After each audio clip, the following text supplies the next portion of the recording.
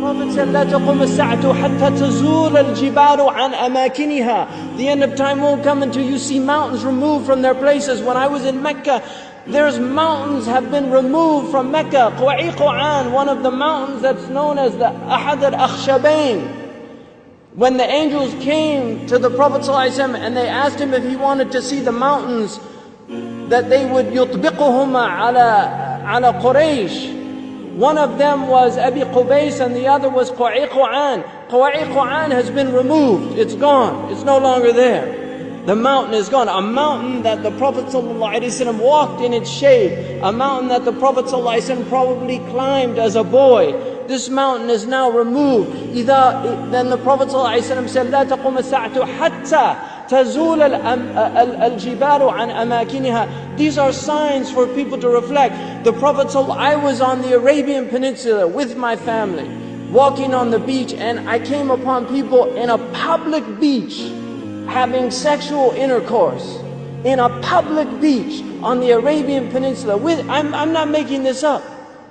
This is the level of fasad that is happening on our planet. The Prophet ﷺ said, لا تقوم الساعة حتى يتحارج الناس تحارج الحمير. That the end of time won't come until people are like animals openly. He said, sallallahu alayhi wasallam, that one of the signs of the end of time is civilized people would walk with their thighs exposed in the marketplaces. بادية الأفخاذ في الأسواق. People, pens, he said, would be everywhere. He said that people, out of their love of the world, you would get two-income families. That people would be two-income families. That he said a woman will out حرصا على الدنيا تعين زوجها على التجارة. Out of love for this world, she'll work like her husband to earn livelihood, neglecting the children. Some people are forced to do that. And there's no blame on that. But there's people that just out of love of dunya, they will abandon their children and go out. These are the things that are happening around us. He told us that towards the end of time, you will see the people of the ala, ri'asha yatatawaluna fil bunyan. He said there will be poor people who were the desert people, and they were poor and they were taking care of goats and animals, and then they'll begin to build huge buildings. These are signs before your very eyes. We're seeing signs of our Prophet ﷺ. He told us that you will see the buildings of Mecca reach the mountaintops. The buildings of Mecca will reach the mountaintops. And this is happening in our lifetime. When I first went to Mecca, there were no buildings even close to the tops of the mountains of Mecca. And now it's filled with buildings that are beginning to reach the mountaintops.